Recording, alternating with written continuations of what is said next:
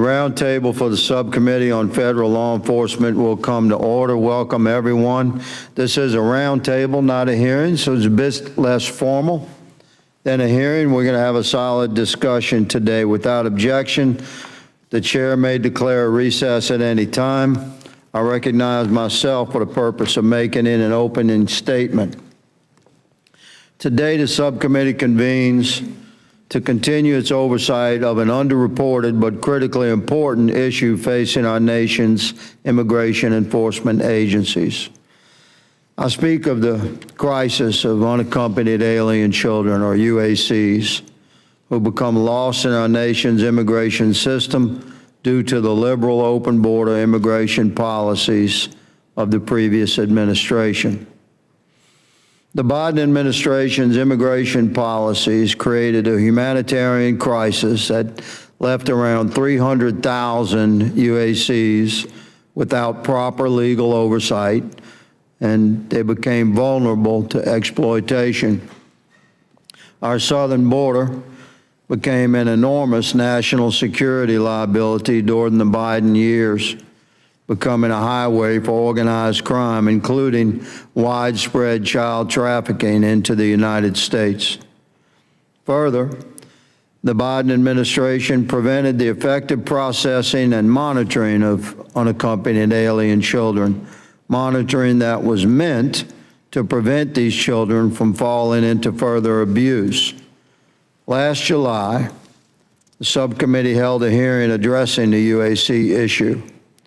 In that hearing, we examined a devastating report by the DHS Office of Inspector General, which exposed the previous administration's shocking conduct toward UACs.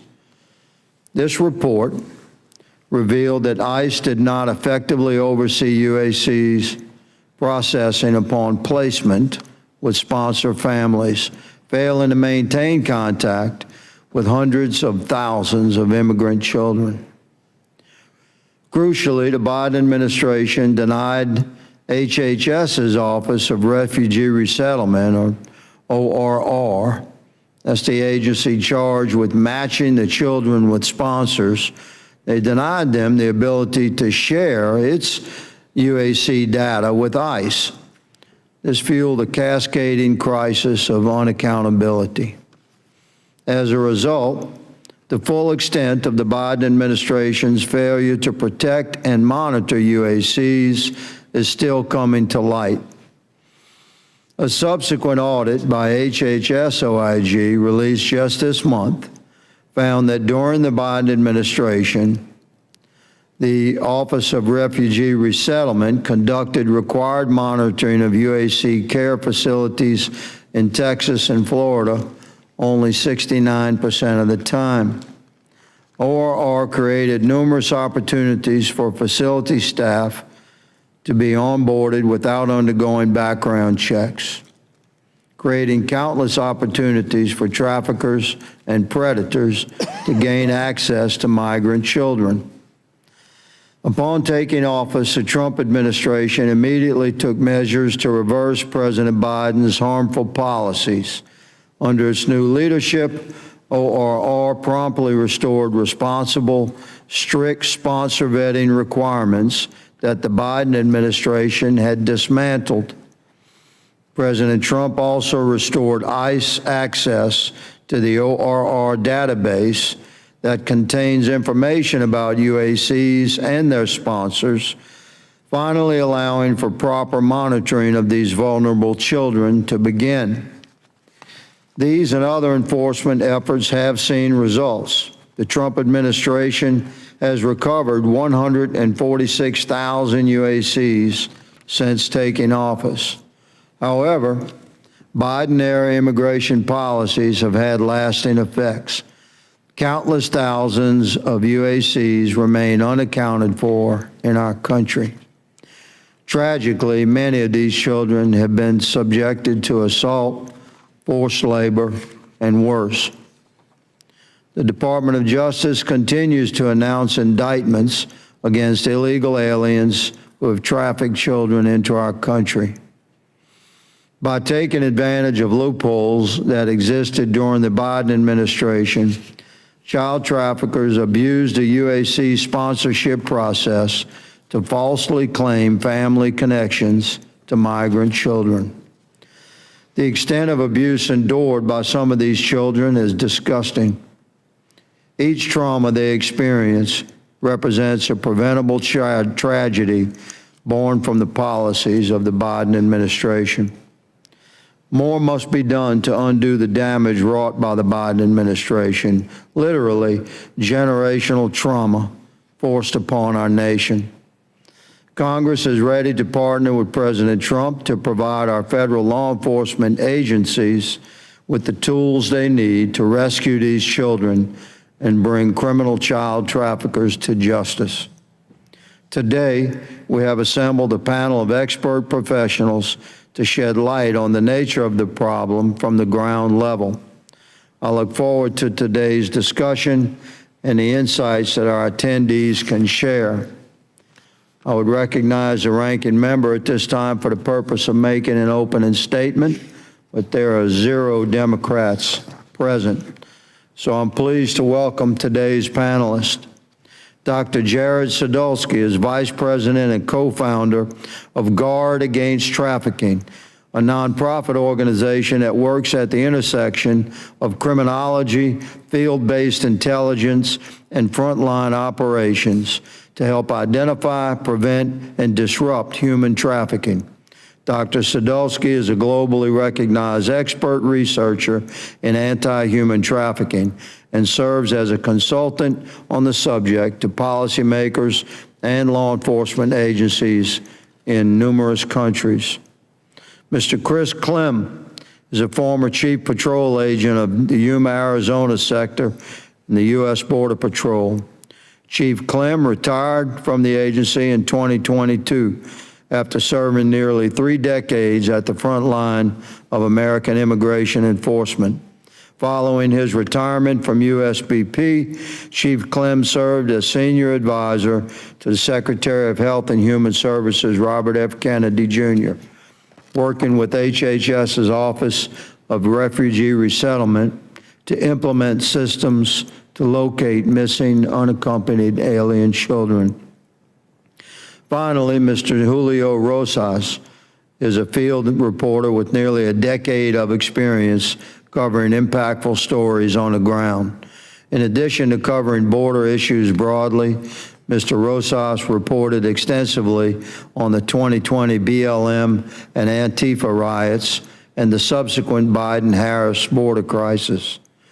Mr. Rosas previously served in the Marine Corps Reserves and is currently covering the ongoing anti-ICE protests and riots. We appreciate you all being here today and look forward to your testimony. Let me remind the panelists that we've read your written statement and it will appear in full in the record. Please limit your oral statements to 5 minutes. As a reminder, please press the button on the microphone in front of you so that it is on and members can hear you. When you begin to speak, the light will turn green. After 4 minutes, it will turn yellow. When the red light comes on, your time has expired. We ask that you wrap it up. I now recognize Dr. Sadulski for his opening statement.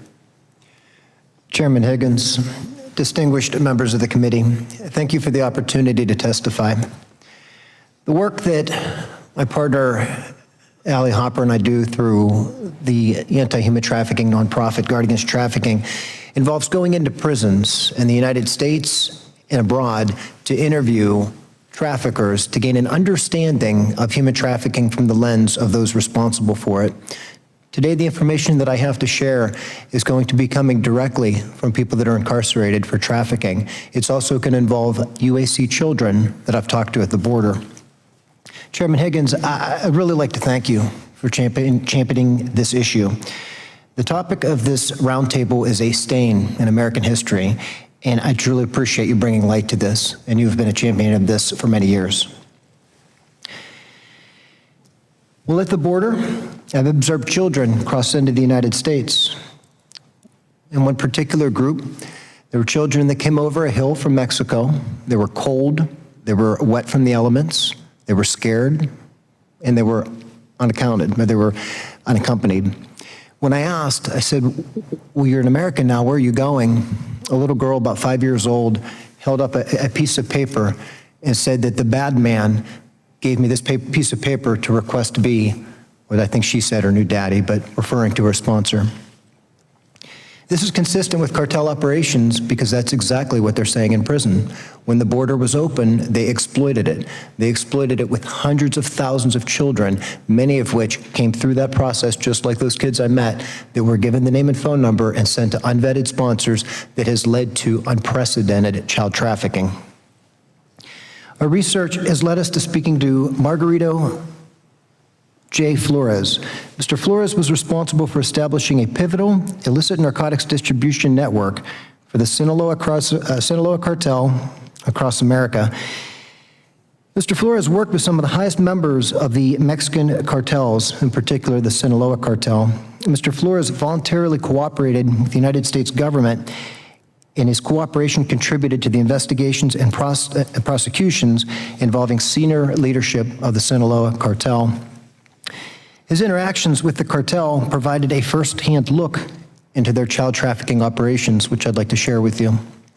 Mr. Flores, which provided me permission to use his name in this roundtable today, explained the process of child trafficking at the hands of the cartel. Mr. Flores explained that the cartel has a portfolio of girls in a booklet for purchase. The price tag on these children's heads range from $2,000 to $12,000, depending on whether they're a virgin, and the younger the child, the more expensive they are. That is how the cartel is trafficking God's children. UAC children are especially vulnerable en route to the border. Large numbers of children have been smuggled and trafficked when the border was open. I spoke to one individual that I actually met before he was smuggled to the United States. He was a prison officer in a prison that I volunteer at in Central America doing humanitarian work. He came to the United States illegally, and I said, well, now that you're here, tell me about your voyage. He explained stepping over the skeletal remains of children during the previous administration who either died of murder or of starvation, which were real threats that he was experiencing. Chairman Higgins, I had the opportunity to testify before you in November of 2023, and we discussed a case of a 12-year-old child in Mexico that had his eye harvested for $15,000. I can tell you that with the substantially increased amount of children coming through the border, that risk to those children was exacerbated under the last administration. As criminologists, we don't simply investigate individual cases, we study patterns. Criminal organizations identify these vulnerable children, exploit weaknesses in our government systems, and move to exploit children through labor trafficking, sexual exploitation, fraudulent sponsorships, and criminal enterprises. Opening the border opened up this business for them. Congress has the opportunity to strengthen post-placement oversight, continue to improve sponsor verification, and hold employers accountable when labor trafficking of children occurs. The most successful investigations occur when local, state, and federal partners work together. Protecting children requires timely intelligence, coordinated investigations, and decisive action. Criminal organizations collaborate every day. Protecting these children requires that we do as well. These children have become the United States' responsibility, as they were once in the hand of ORR and HHS, and they continue to remain a responsibility to locate and to provide protections. If we protect these children, we protect our communities. If we fail them, organized crime groups will continue to exploit them, and our communities will suffer. Thank you, and I look forward to your questions. I thank the gentleman. We recognize Chief Clem for 5 minutes for his opening statement summary. Greetings, Chairman and members of the committee. My name is Chris Clem. I'm a retired Chief Patrol Agent of the U.S. Border Patrol. I began my career in 1995 in Lordsburg, New Mexico as a Border Patrol Agent trainee and retired on December 31st, 2022 as the Chief Patrol Agent in Yuma, Arizona. In January of 2025, I was appointed to the position of Senior Advisor at Health and Human Services to be part of the transition into the Trump administration for the first 100 days. I remain active in border security and national security as an advisor and speaker. My responses to your questions will be based on my best recollection of my experiences and observations over the last 31 years. I spent most of my career assigned to the southwest border. As a Border Patrol agent, I was a career government employee who served under 5 presidential administrations, under Clinton and ending under Biden. As the deputy chief, I was not a political appointee. During my time at HHS, my direct assignment was overseeing the Office of Refugee Resettlement and focusing on finding the missing children and directing changes to prevent this from happening again. I was laser focused on this narrow scope.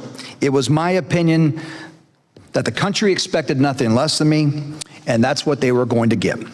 I immediately stood up an internal task force from the Office of Refugee Resettlement Integrity and Accountability team to go through all the cases that were suspected of fraud. This has evolved into a highly efficient collaboration center that complements criminal investigations upon encounter and throughout the child's time in ORR system and supports sponsor verification processes. Additionally, because of my background and relationship with federal law enforcement, specifically Customs and Border Protection, we were able to ensure that every UAC encounter at the border, whether between the ports or at the ports, a Homeland Security Investigation Special Agent would respond to conduct an interview into the encounter. In other words, an immediate action was taking place to address the smuggled or trafficked UAC, to include responses to the alleged sponsors or family members' locations that the child or the smuggler claimed to have planned with prior to entry. This helps ensure any criminal activity is addressed early in the event, rather than responding days, weeks, or months later. A little side note to that is under the Biden administration, the UACs were not served their charging documents for up to 120 days after they were sponsored, which made every case a cold case when we went to follow up. The initiative has evolved into a more robust DHS-led interagency UAC task force that again prioritizes the child's safety and targeting the criminal network involved in cross-border and domestic trafficking. UACs are the most difficult to deter from illegal entry due to protections provided by the Trafficking Victims Protection Reauthorization Act, TVPRA. TVPRA requires U.S. Border Patrol agents to turn over UACs from non-contiguous countries to Health and Human Services within 72 hours of the arrest. Because of the short timeline, Border Patrol has limited options and limited consequence options. TVPRA is a driving force on how the Border Patrol handles UACs. In our current administration, there's a stronger focus on screening UACs from contiguous countries for voluntary return eligibility. Mexican UACs 14 to 17 are placed in removal flights to the interior of Mexico. However, not much else is done otherwise due to the TVPRA. A good example is when we're using Title 42 for immediate expulsion. UACs were exempt from Title 42, making it more likely that UACs would remain here after being processed and turned over to HHS. This was a loophole being exploited and the reason for the UAC surge during that time. In my experience and information provided through briefings, parents did this on purpose to use their children to justify getting to stay once they made illegal entry, since their children were already here. This also fed the separating families narrative. The Biden-Harris administration pushed for increased processing capacity to reduce time in Border Patrol custody. DNA testing was only done if we suspected fraud, and because of the overwhelming numbers, it seldom happened for adults, and UACs were never DNA tested. It is my recommendation that solutions begin with addressing TVPRA to eliminate loopholes being exploited by smugglers using UACs. Earlier in June, Acting Attorney General Todd Blanche, DHS Secretary Mark Wayne Mullen, and others held a press conference. The purpose of the press conference was to acknowledge the cooperative efforts between departments and agencies in targeting traffickers and finding the missing children. This is absolutely what is necessary and will continue to be an enduring mission. While I recognize that immigration enforcement receives mixed reviews, it's a critical piece of our immigration system. No exceptions should be made when it comes to protecting children. Due to time, I'm going to wrap this up. In the last 3 years, I've visited and spoken with over 50 cities in 20 states. In one area, I can tell you, Republicans, Independents, and Democrats have agreed to is about protecting children. Now we just need to get focused on protecting these children and continue the pathways that have been set under this current administration. I look forward to your questions and helping with solutions. We thank the gentleman, and we recognize Mr. Rosas. Is it Rojas or Rosas? Rosas, sir. Rosas says. We recognize you for 5 minutes to summarize your opening statement, sir. Thank you, Chairman Higgins, for the opportunity to participate in today's conversation on this important topic. The goal of my statement is to not only talk about the horrific situations that unaccompanied minors face during the disastrous and deliberate border crisis under the Biden-Harris administration, but it is also to serve as a warning. And my warning is this: another crisis on our southern border is currently building, especially if Democrats take back control of Congress in this upcoming midterms and the White House in 2028. I say this because I have recently returned from Tapachula, Chiapas, which is on Mexico's southern border with Guatemala. I was there to report on migrants leaving the city in a large caravan. Many people in this caravan were from Central and South America, and it included young children. This is the fourth caravan to leave Mexico's southern border just this year.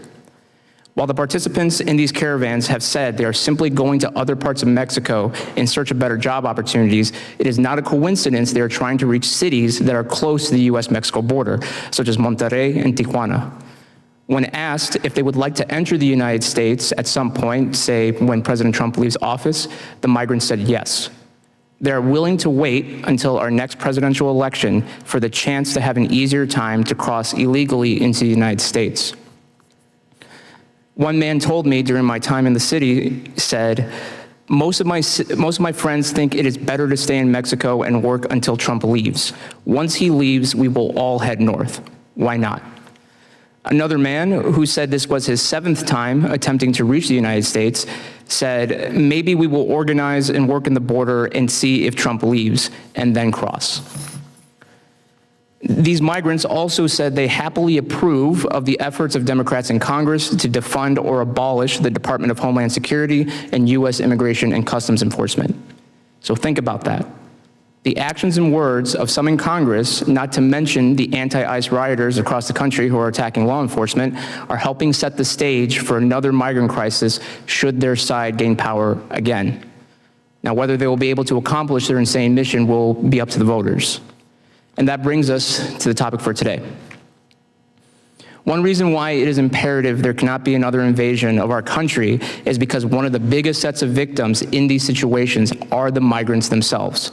And of course, the Americans who are also harmed. During the Biden-Harris border crisis, I saw children, anywhere from 5, 6, or 7 years old, arriving without their parents on a nightly basis. They would often tell me their parents were in their home country and were supposedly traveling to a family member in the United States. Now, I had no way to verify if that was true or not, but what was disturbing to see in the aftermath was that Health and Human Services, headed by Javier Becerra, decided it was better to not verify because the process took too long and they wanted children out of federal care as quickly as possible due to the number of minors arriving on a daily basis. The Biden-Harris administration prioritized avoiding bad optics over the well-being of these children who came to our country because of the Democrats' open border policies. I was given video by sources showing the overcrowding of these holding facilities and witnessed Border Patrol agents avoiding the border because they could not bring in any more people due to the overcrowding. This is why Democrats and anti-ICE rioters' claim of fighting for the immigrant community today is hollow. They could not have cared less about the labor and sex trafficking of these children when their party's policies put them there in the first place. I can guarantee you there are children, migrant children right now, who are trapped in these terrible situations and are praying that an ICE or HSI officer comes to rescue them. And one side of the aisle has the gall to try to defund those rescuers because they hate President Trump. That sort of political game is not just disgusting or shameful, it is evil. Mr. Chairman, I saw firsthand for 4 years the devastating consequences of open border policies. I am still reporting on these consequences, as evidenced by the recent caravan and the anti-ICE riots across the country. And one side is willing to use violence to prevent the Trump administration from solving the problem. I do not know what to expect in the years to come, but I will not be surprised if I have to cover another border crisis in the next few years. Thank you, and I look forward to your questions. The gentleman yields. I recognize myself for questioning for 5 minutes. And let me open by saying to my Republican colleagues that have assembled here, thank you for caring enough about children of God, regardless of their nationality of origin or how they got here. We certainly care about these kids They came into our country through horrible open border policies. They've been through God only knows what type of trauma and what they've suffered. And I just want to point out for the country and for the historical record that Democrats have boycotted this hearing. I would certainly recognize them for questioning, and we would engage. This is a roundtable. Is designed to provide Congress with honest, candid information whereby we can perform our legislative duties in service to we the people. And clearly, our Democrat colleagues don't actually care about these scores of thousands of tender-age children that yet remain lost in our country. And I'll direct that question, my first, at you, Doctor. How many tender-age kids, just setting aside for a minute the 14, 15, 16, 17-year-olds, let's say that they're, from a reasonable man's perspective, old enough to handle some of their own business. Let's talk about the tender-age kids. How many do you believe are still unaccounted for or lost in our country? It's difficult to know the exact number, and if we knew the exact number, we would be horrified. And we would also be horrified at the young age. There are babies that have been dropped at the border unattended. There have been children that we've come across, case after case after case, that are being trafficked. One location in, I believe it was Houston, received over 40 UACs at one apartment complex. Would like to hear, respectful of the gentleman's opinion there, would like to hear your best guess. We had 300,000, we have roughly estimated, came across the border. We've located, in, to some extent, about half of them. That leaves about 150,000. Of those, I estimate about 75,000 are still unaccounted for tender-age children. Am I accurate at all, or and please correct me if I'm not? I believe the number was closer to 463,000 that came across the border during the Biden administration, of which there was a Office of Inspector General report that came out in August of 2024 citing that 324,000 of those children were unaccounted for. We read that. We're trying to get our heads wrapped around. We have 50, 60,000 tender-age, 8, 10, 12, 11-year-old kids lost in our country being subject to slave labor and sex trafficking? At a bare minimum. I believe that number is much higher. At a bare minimum. A bare minimum. Chief, you said every case was a cold case when you tried to find these kids because of the Biden policies.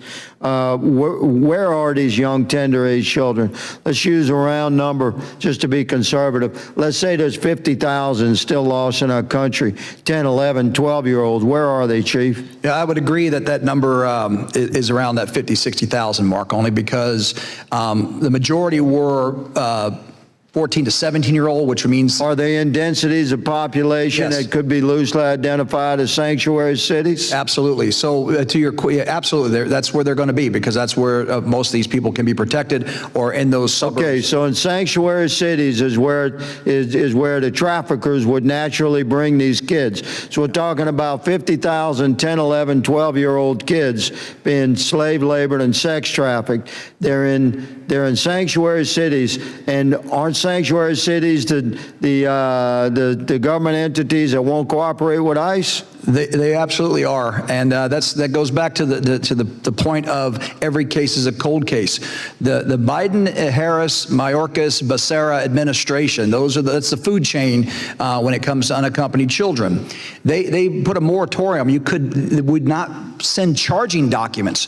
This is the actual notice to appear for more than 120 days. I get it. That wasn't served for a few months. Right. So we're starting out from of cold time. case. Yeah. Respectful. Mr. Rosas, what role did NGOs play in facilitating the trafficking of these children? The human traffickers could not have done this on a massive scale without the help of the NGOs. And it was made worse because our tax money went to those NGOs. So Was it the NGOs that were largely fraudulently operating and just devouring treasure? Is that correct? absolutely. Thank you. My time has expired, but my passion on this topic has not. I recognize Mr. Gosar for 5 minutes for questioning. Thank you, Chairman. I'm going to go right to you, Mr. Rosas. I think it's very imperative that we have the financial backgrounds of all these NGOs, because you can't solve a problem if you don't know where the money's going, right? Correct. So if I told you the IRS already does this, would that make you just cringe? Yes, it would. And when I, as a legislator, asked for that report, it's completely blacked out. I'm not given the ability to even look at it. And I think that's a real fraudulent aspect here. We ought to if you take a penny either directly or through a side view, you should have to prepare us with our money. And why I'm going with this is that we condition these people to do this. It started back in Clinton. He found out that you use these immigrants as political weapons against your adversaries. Then it continues to Obama, and he goes, contrary that there were numbers where it actually decreased under Obama. He was called the chief of that dictation. But Biden just really took it to new levels, right? Correct. So what happens when the theater changes? So you find out these children go across, and there are no questions asked. Doesn't that change the whole mantra of what follows that? Yeah, absolutely. And what I would say is that, in Tapachula, where I just came from, there is a harder time organizing these caravans because, thankfully, because of the Trump administration kind of cutting off the funds, they're not able to be created in such large numbers because the infrastructure to support leaving the city and starting this long trek north is no longer there. Now, that being said, again, under a different administration and those funds are turned back on, the overall infrastructure is there to support another mass movement. So once again, if we don't want this to ever play out again, we need those NGO numbers as where they're getting their money. Because, Catholic Charities, I'm a Catholic, Yep. they were horrendous down at the border because they facilitated all this. Tough love, I guess, it doesn't exist. Mr. Clem, thank you for your service. Great seeing you again. How did the Biden's open border policies enable human trafficking and the flow of drugs into our district in Arizona? And what did you see on the ground? Well, what I saw under that was something that I never thought I would see in my Border Patrol career, where, the information that was given to the smugglers and the aliens coming across was just get to the border and Border Patrol will let you go. That has never been anything that we wanted to do. It was not part of our culture and our history. We were about, rule of law. And when catch and release became the process and the policy under the Biden administration, it was an open gate. There were times in my 126 miles of border that we had 10 people assigned to cover that border, and in reality, maybe 2 agents made it down there because we were literally dealing with hundreds at a time or thousands at a time. And in that, the problem lies is what's the threat in the mix?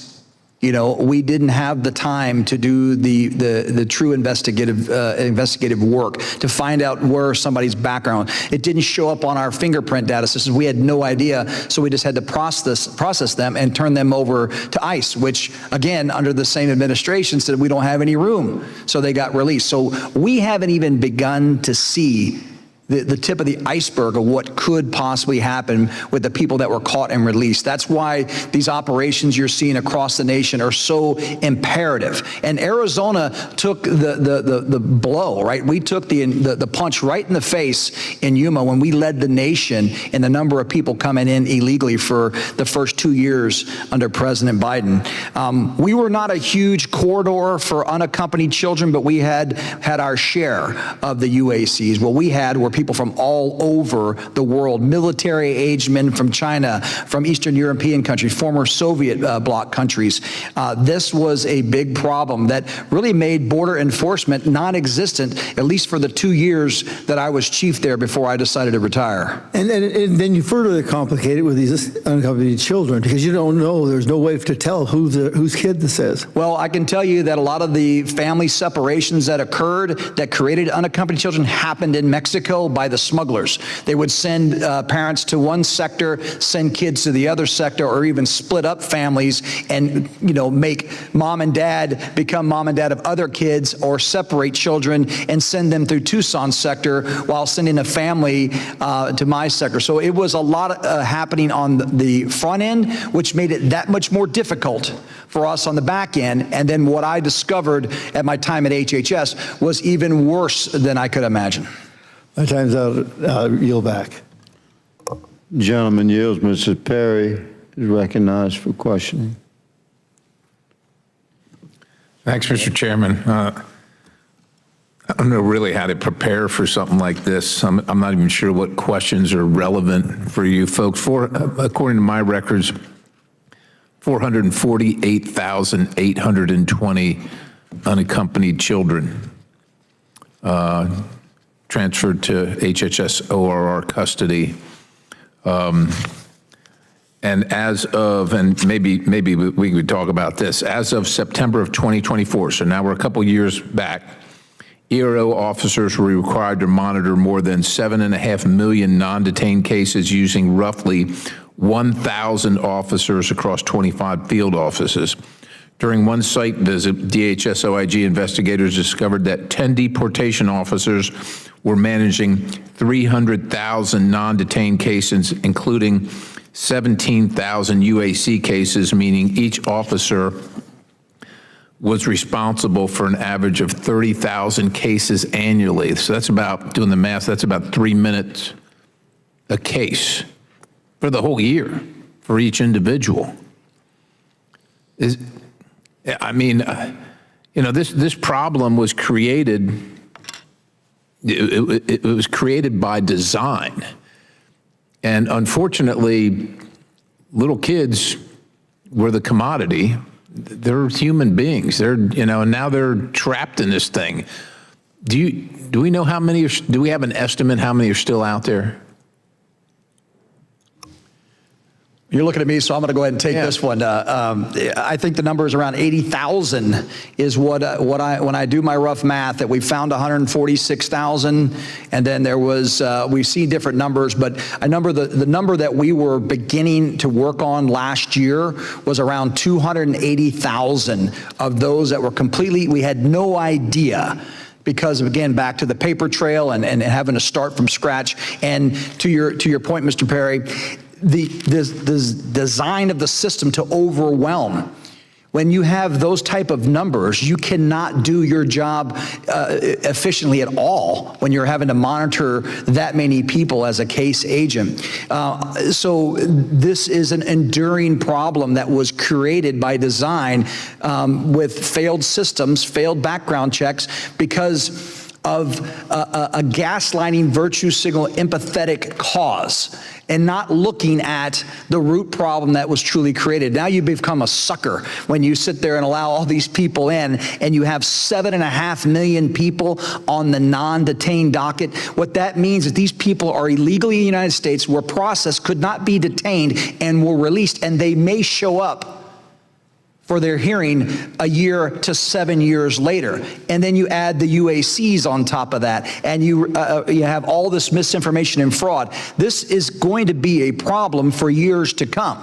And we've got to find ways to do it. And we've started securing the border. That's the first way. Right, to stop the bleeding, right? But where, other than pursuing some, and I looked through this, and of course they didn't, like you said, they didn't keep them with their families. It goes to unaccompanied. They didn't record where they were going to be in many cases or anything like that. So what kind of locations are you encountering these unaccompanied minors now, other than the ones that you're trying to track down, but where are you just finding them? And like what kind of places, what's happening at those places, and what places in the country, like what cities north, south, where? Well, as far as the geography, it's all over the country. I mean, the main cities, as we mentioned earlier, a lot of these sanctuary cities are magnets for criminal activity. So therefore, birds of a feather are gonna stick together that way. We're finding a lot of these kids are not in school; they're working. They're underage, they're working. We've seen cases in California at some of the marijuana fields that they've had underage children, unaccompanied alien children working there. So you have a lot of that. There's horror stories that I'm not privy to anymore, but I can tell you that many of the cases that we uncovered, sex trafficking, sex exploitation, prostitution, indentured servitude, all that is real. And those cases have come to closure in the form of indictments and convictions. There's a lot out there that people can research. I don't have the investigative information anymore, but they are in places where they're not enrolled in school, which is why they're supposed to be coming here. Why one side of the political party says, "Oh, we got to bring them here," but they're being put to work. They're not being educated, even though I think they should be removed to their country. But if they're going to be here, at least put them in places where they can survive and thrive, and that's not happening. They're being exploited even further. And again, I mentioned this to Chairman Higgins. This is why those operations you're seeing play out across the country are so important. The left wants to protest ICE. ICE is finding the people that are smuggling, that are trafficking, that are abusing these kids. That is why we have to have that cooperation, not just at the federal level, but at the state and local level. And so it just infuriates me when I hear local leaders, whether it's mayors or governors, sit there and push back against what ICE is doing, because they are actually making people safer and saving lives. And so would you say that the sanctuary jurisdictions, and I have some in the district that I represent, are essentially sanctioning child abuse, child trafficking, child slave labor, child sex trafficking? Is that tantamount to the same thing? Yeah, absolutely, because in their minds, the optics is we're protecting that group. You're actually allowing the criminal element to thrive when you do not enforce the law. I thank the chair. I yield. The gentleman yields. Mr. Crane is recognized for questioning. Thank you, Mr. Chairman. I want to say thank you to the witnesses for coming today, and thank you for your work on this very important topic. Just to summarize for the American people, of the 10+ million people that the Democrats let in under the last admin, we had close to 450,000 minors who were let into the country. They were given a hotline to call if they needed help. According to the work that your organization, Dr. Saldusky, did, we learned that there were 60,000 some calls that went unanswered. We also learned the last administration tasked one person to monitor this hotline. 31,000 of the UAC's unaccompanied minors had no address on file. Kind of hard to track them down when there's not an address on file, I would think. The Trump administration, and I'm grateful for their work, has found 146,000 of these kids, according to the new secretary. But that still means that 304,000 of these kids are still missing. I'd like to note that there is not a single Democrat member of Congress in attendance today. Did you guys on the witness panel, did you happen to notice that? Interesting, isn't it? Absolutely. These are the same people that feigned outrage over the kids in cages, which we obviously learned, those photos were taken under the Obama administration. But it just goes to show, with all the sex trafficking that has come to be highlighted globally, especially in the U.S., as Hollywood has got involved in, some of the films that have been, made trying to expose this issue, there's not one single Democrat here today. It just goes to show that they only really care about these kids when it fits their agenda. Dr. Saldusky, you are a trained criminologist, is that correct? Correct. How long have you been studying criminals, victims in our criminal justice system? Over 26 years. You said in your opening statement that you were able to interview a member of the Sinaloa cartel. I believe you said his name was Mr. Flores. Is that correct? Correct. Where did you interview Mr. Flores, Doctor? So, Mr. Flores, I discovered him whenever I was researching his testimony. He's testified before Congress. He's also was a key witness in the leadership of the Sinaloa cartel. That's where the interviews, that's why I initiated the interviews with him, which was over the phone. Was he in prison? No. No, okay. What was his affiliation with the cartels?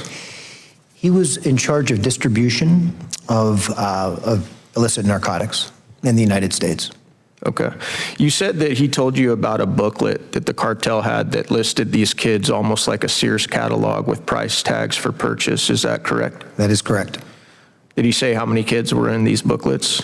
He said many, but he did not provide a number. Did you say in your opening statement that their prices were higher if they were virgins or of a younger age? That is correct. Do you think that maybe some of the testimony like that is why there's no Democrats in this room today? Absolutely. Mr. Rosas, do you consider yourself a journalist, sir? I do. I don't like the term because of what it overall represents, but technically I am. Well, I don't like the term politician either, but here we are, you know. First time somebody told me that, I almost threw up in my mouth. You said you recently went down to the border and interviewed several members of a migrant caravan, is that correct? Correct. I believe you even said that you asked them about American politics, is that correct? Correct. What did they tell you? Unsurprisingly, they're big fans of what the Democrats are doing, what they're currently doing, and we've had these debates amongst ourselves, but the whole world is watching, and that's why my warning really needs to be heeded, because now, worst case scenario, the other side gains power and undoes again the progress that Trump has made. There's going to be even greater incentive to enter illegally, because not only did they see an open border for 4 years, but they saw a closed border for 4 years. So there's going to be a lot of people who might have been waiting or for whatever reason didn't come. There's hundreds of thousands of migrants waiting just in Mexico, and that doesn't even include the rest of the world. Did they happen to mention the president, Mr. Rosas? Yes. What did they say about the president? Some words that I don't know if I can repeat, but mother effer was one of them. Garbage, piece of you know what. So unsurprisingly, they're not big fans of President Trump. Yeah. Do you think that might also be a reason why there are no Democrats in this chamber today? I'm not surprised that they're not here, because it's indefensible what their party did. Thank you. My time has expired. I yield back. Gentleman yields. Mr. Cloud is recognized for 5 minutes for question. Thank you, Chairman, and I appreciate you making sure that this stays on our conscience in America. We sometimes can have a short memory on things like this, and it's tragic what has happened in our country. I think one of you said it's just a national shame, and certainly it is that this is happening. And yes, it is odd that the Dems aren't here in spite of all the virtue signaling and gaslighting we saw about trying to help and protect kids through the Biden administration. Meanwhile, they stood up the largest human trafficking industry ever, to the tune, it's tens of billions of dollars. Some estimates can go up to $150 billion industry on trafficking humans, among which as we've talked about, hundreds of thousands of kids were lost, and many tens of thousands at least still missing, and that's a conservative figure. Chief Clem, you talked about, some of the things that the way the cartels are monetizing kids and splitting up with families and those kind of things. I was down there once when we encountered a rent-a-kid program that the cartels were basically taking kids and renting them out. I'm from South Texas, so I've had the opportunity to tour the ranches and see the rape trees where young women were abused. We had a facility in our area where they were holding young women, minors who had arrived in the United States before going to their sponsors. And by sponsors, very often, and you can back me up if there were cartel members on the other hand who had, maybe 10 to 20 different cell phone numbers, really all going to the same place, trafficking these kids. I had the opportunity to tour the facility, and we even went in some of the rooms while they were away at lunch and noticed the artwork on the wall of these young women who had come to our country wasn't, yay, I'm happy to be in the U.S. It was, I miss mom. They had been separated from the cartels, had used them, abused them, and they just wanted to be back home with their families. So it's tragic what we've allowed to happen. Mr. Rosas, I've seen you down at the border on a number of my visits there. You talked about the cartels are, in a sense, they haven't put this away as a business idea. They're still looking to do this. That's right. That's your testimony, right? Absolutely. They're waiting. And what I would just say really quially, as you know, during this crisis, it was actually more profitable to traffic humans in certain sectors than drugs. I mean that's insane to think about. Yeah, and the cartel mindset, you know, when I would go down there and talk to experts like you, the cartel mindset was, in a sense, like drugs are a one-time income revenue stream, humans are residual income. And the humans wanted to be caught, because if a drug shipment gets intercepted, they lose that money. But now, because of the incentives during that time, people were willing to be caught by Chief Clem's men. Yeah. Dr. Sadolsky, I mean, you've interviewed a number of these cartel members. You know, in your estimation,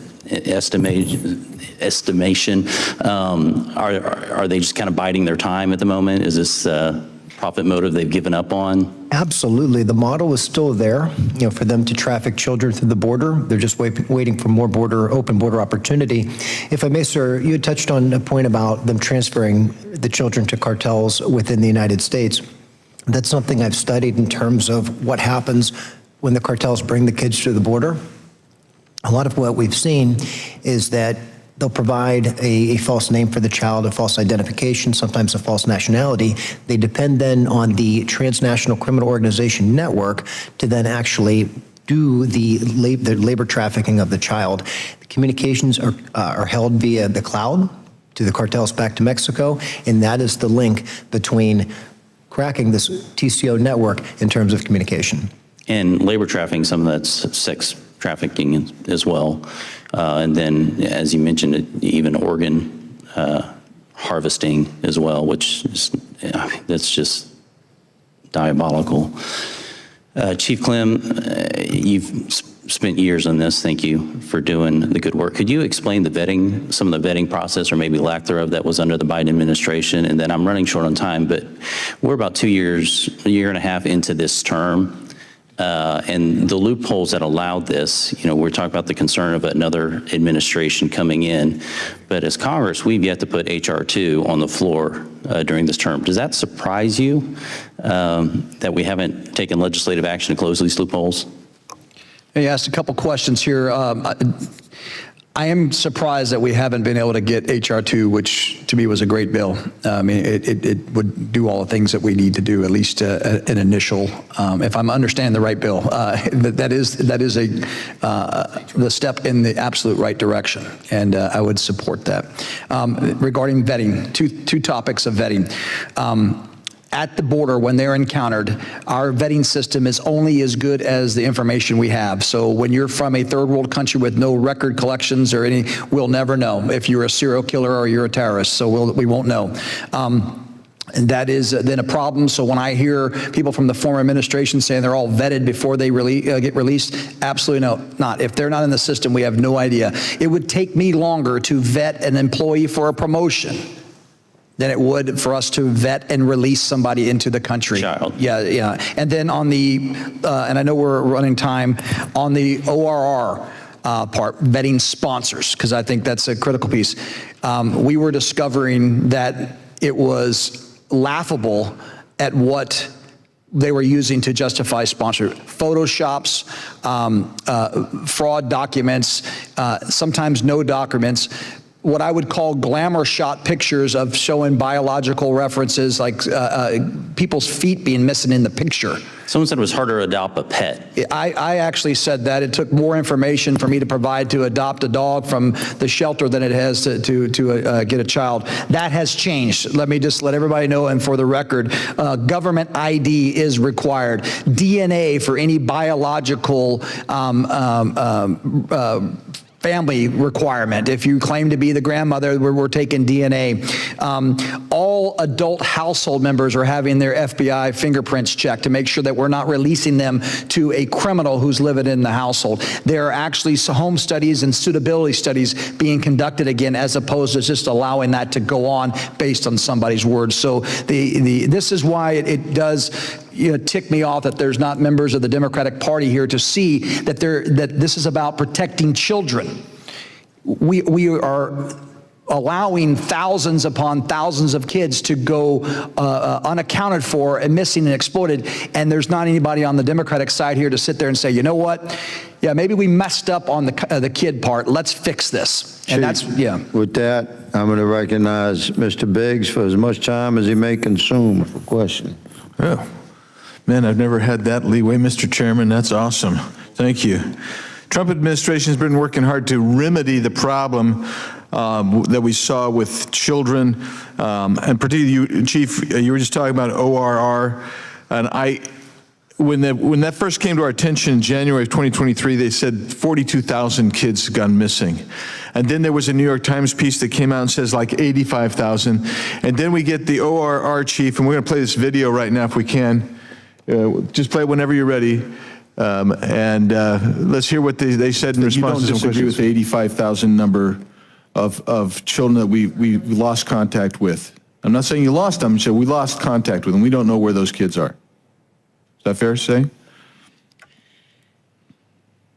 We attempt to make a safety and well-being. I understand that. Let's get to the point here. Let's just answer the direct question. When you made the call, you didn't get a response. Your letter tells me that you usually make 3 calls. You got no response on any of those 3 calls in 85,000 kids. Is that right? In 81% of the calls, we are. You lost 80. You didn't have contact with more than 85,000 kids. Is that fair to say? Is that fair? I mean, just yes or no. We're not saying, oh, what's your percentage?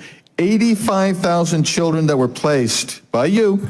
You made calls to check on them, and you made 3 calls on average. 85,000 of them. You have no idea where they are. You don't want to answer the question. That's fine. And the reality is, it turns out it wasn't just 85,000, right? Estimates over 500,000 lost. Kids that we had no idea. And the current administration's found about 146,000, just under 150,000, right? So let's talk about some of the places that some of these kids turned up. Orlando Strip Club, almost 24 young kids left at an Orlando strip club, right? You guys heard that one, I think. The pedophile who received literally dozens of children dropped off, unvetted. So I guess when we start talking about vetting and the lawsuits that came that prevent us from actually doing DNA analysis from anyone under what, age 15? You can't do, maybe it's 13, but you can't do DNA collection and hold on to them.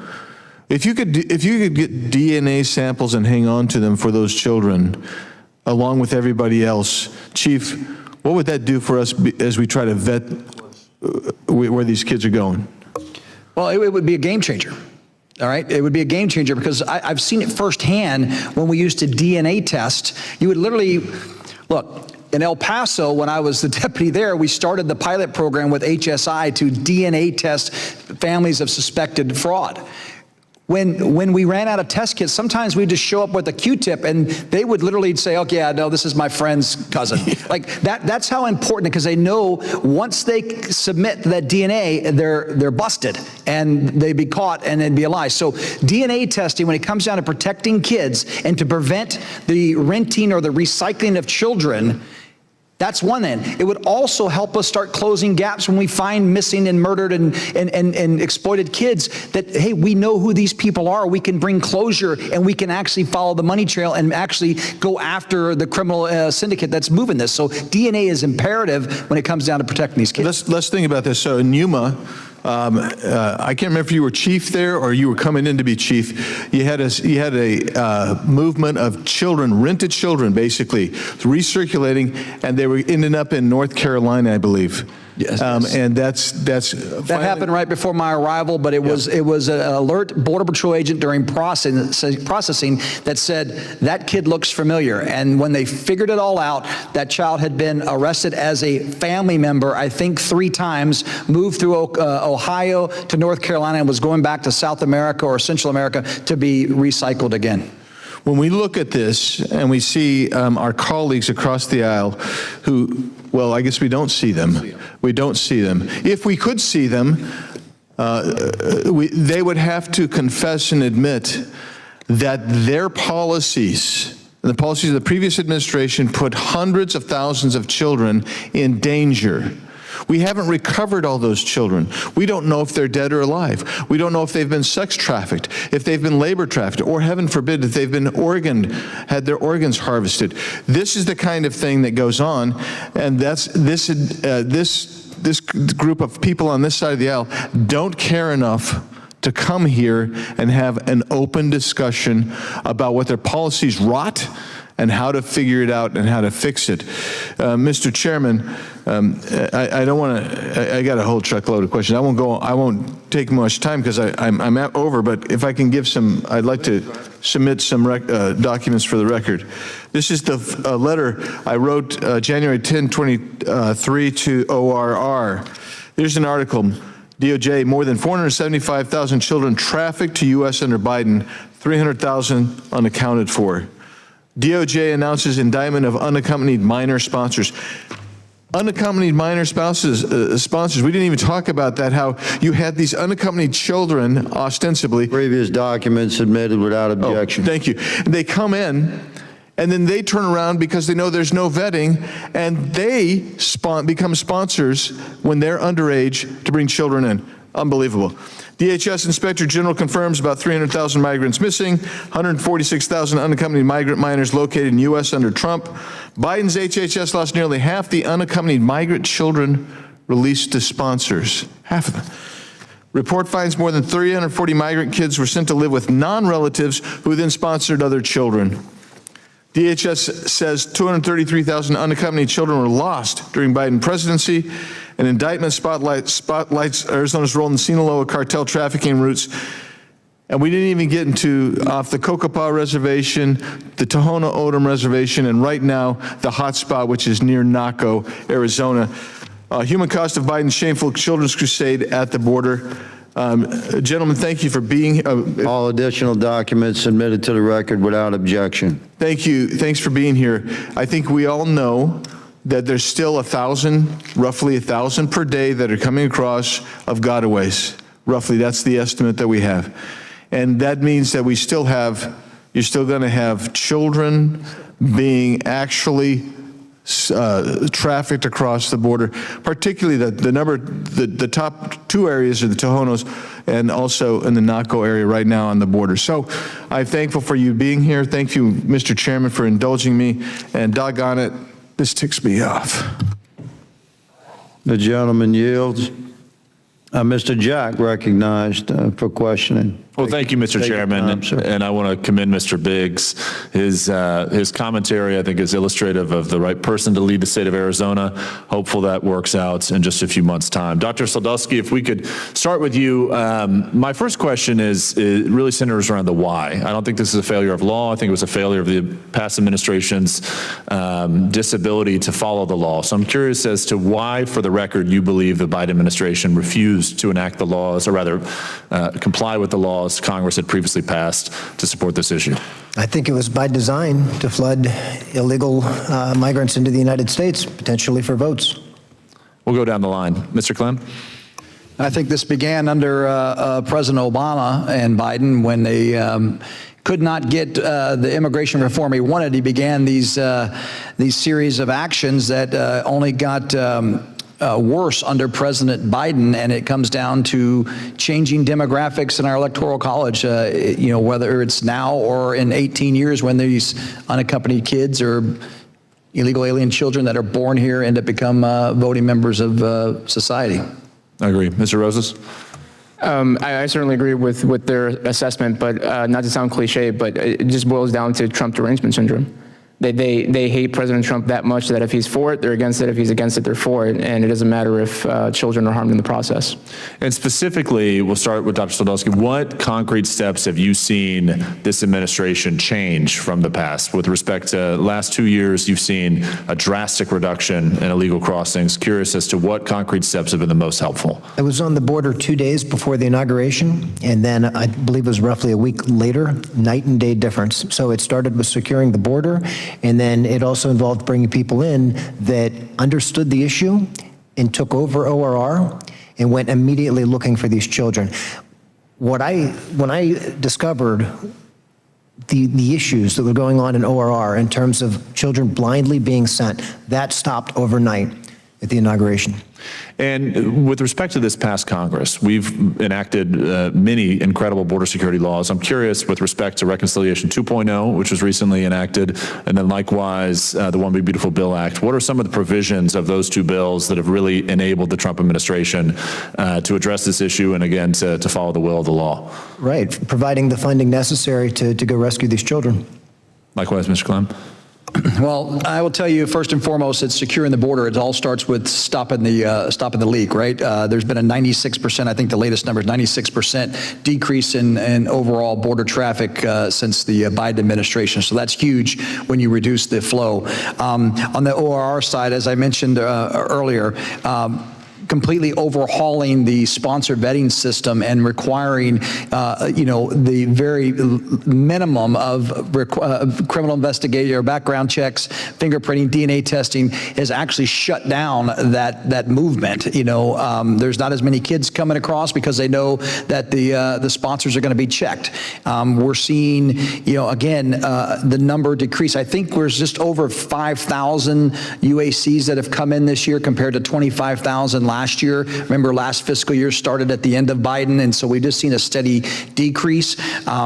So all the things that were enacted on the One Big Beautiful Bill continues to secure the border, giving the enforcement agencies the resources they need, but also, includes working systems to support ORR and the investigative side and criminal side, if you will, of cooperation between multi-agencies. This is huge. And again, it is an enduring mission until we find every one of these kids, until we can do everything we can to prevent this from happening in the future. Thank you, Mr. Clem. In closing, Mr. Chairman, I also want to recognize, not with us today, but the service of one of my dear friends who is the senior advisor at HHS for human trafficking. His name is Kevin Malone. He's a former Major League Baseball general manager of the Los Angeles Dodgers and the Montreal Expos, but he felt a call to serve after leaving baseball about 25 years ago, focused much of his life on combating human trafficking, specifically around children. And today he serves in President Trump's administration as senior advisor of human trafficking at the Department of Health and Human Services. His leadership helped build baseball teams. Now it's helping protect children, and I commend him for his service. I hope each of you have an opportunity to work with him at HHS. They have done, as you've mentioned throughout this hearing, rather a roundtable, a tremendous job at supporting the efforts of DHS and other agencies. And with that, Mr. Chairman, I yield back. The gentleman yields. I believe Mr. Gosar has an additional question. Yeah. First of all, Dr. Sadusky, when you were flooded at the border, it's very hard to try to figure out where these children were accompanied by parents, right? Correct. And all that hecticness that Mr. Clem talks about, just really can't go very far. You're just being overrun. So now the timeline I kind of want to get back to is we're seeing this thing happening, getting worse. Okay? It started with Cuba. They sent the boat people over. They sent out their criminals, and they sent their mental issues people over. And Castro chuckled. He chuckled at it. Well, then you get the Catholic Church involved. You had Clinton, you had Biden, and you had Obama. Okay? And they're using this as lawfare. We got to quote Luis Brandeis. Luis Brandeis was Associate Justice of the Supreme Court. And he says, in a government of laws, the government will be imperiled if it doesn't scrupulously uphold the laws, any major or small. If the government breaks the law, it invites everyone to become a lawbreaker unto themselves. It creates anarchy. That's what we had on our border, right, Mr. Clem? So my question is what happens when one side doesn't believe in the law? They're all missing. We're up against the fence because we lose the midterms, and we go back to this, and even worse. Now, what I did is I ran down and I got this book. Have you read this book? This is a must-read. This is an absolute must-read. It's by Peter Schweitzer, and it's called The Invisible Coup. Have you read this, Mr. Rosas? It's pretty amazing, isn't it? It's happening right in front of our eyes. And it all comes down to the rule of law. We're not abiding by any rules of the law. We break it when we find them to be helpful to us, and we don't hold it back. And that's sad to say. It's really sad to say. And it comes in this hearing on the basis of children, on the backs of children. I'm going to end with this. You know, in northern Mexico, we also found, I think, Mr. Clem, I think you might have known about this, the incinerated bodies of maybe many thousands of kids and young women. That was sad, because if that was going on at the same time, oh my Lord, the agony and the pursuit of those people being utilized like cows and calves, and sick. That just absolutely sickens me. But we have to resolve this, because it's going to happen again. And then we're not going to really be what Ronald Reagan called us, that beacon of light on the hillside. Thank you for everything you guys do, and thanks for coming this morning. Thank you. Gentleman yields. Mr. Cloud, do you have an additional question? Sir, we could talk about this for quite a while, but I do want to thank you all for being here. Thank you for your service. I mean, it's just unconscionable what the Biden administration let happen, and I'm grateful that the Trump administration's there, but I'm also mindful that we still have some work to do in Congress to make sure that this doesn't happen again. And so thank you again for your service. Thank you for making sure that this stays in front of the American people and stays in front of Congress. Gentleman yields. In closing, let me thank you each for being here. You're gentlemen of distinguished accomplishment and service to our country. And we find ourselves as dedicated servants to we the people, the Republicans that appeared on this committee today to listen to the wisdoms that you had to share. We care greatly about our country, and we love our people, and from sea to shining sea that we serve. And yet, if we fail to codify the strong border security policies of the Trump administration by passing H.R. 2 and the sections of H.R. 2 by some method or form to pass the legislation of H.R. 2, then we are clearly leaving ourselves wide open for the kind of human wave upon human wave of misery and torture and lawlessness that we witnessed at our southern border in 2021, 2022, 23, and 24. And Mr. Rosas has testified this day that there are hundreds of thousands of illegal immigrants amassed at our southern border, just waiting for the Democrat majority. But we can insulate ourselves from that level of harm if Republicans have the courage to force H.R. 2 and the legislative sections of H.R. 2 through Congress and get them to the president's desk. So I hope that today's roundtable is a reminder to my congressional colleagues that we have legislative work to do, and by God, we should get it done. Mr. Rosas, I'll talk to you after the hearing, but our time has expired, and this roundtable is hereby adjourned.